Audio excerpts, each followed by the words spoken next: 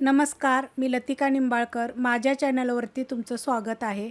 आज मी तुम्हाला तुरीच्या डाळीचं वरण बनवून दाखवणार आहे. त्यासाठी बघा 150 ग्रॅम तुरीची डाळ घेतलेली आहे आणि तिला 2 ते 3 पाण्याने आपण स्वच्छ धुवून घेऊया.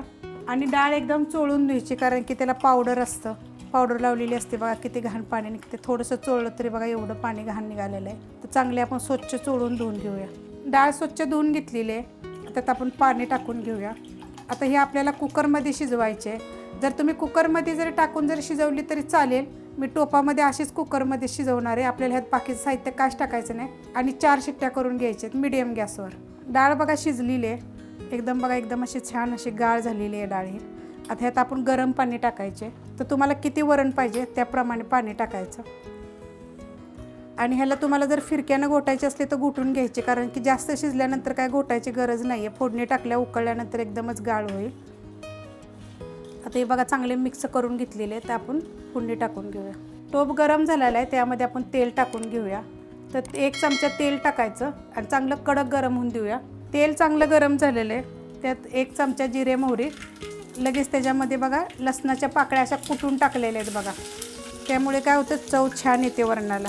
2 चिमूट बघा हिंग, कढीपत्ता आणि ह्या अर्ध्या तिखटवाल्या आहेत आणि अर्ध्या बिन तिखटाच्या आहेत, मधोमध कापलेल्या आहेत त्या मिरच्या.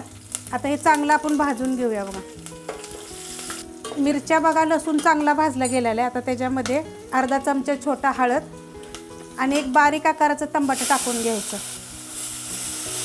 आणि 1 मिनिटभर चांगलं आपण ह्याला परतून घेऊया. मिनिटभर परतून घेतलं आहे बघा. टमाटर सॉफ्ट झालेलं आहे, कारण की मऊ होतं टमाटर चांगलं.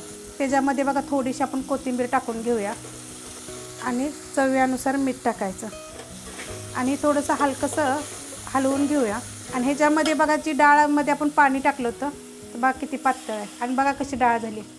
तिला घोटायची गरजच नाही आहे. आता ही उकळल्यानंतर एकदम ही होईल बघा.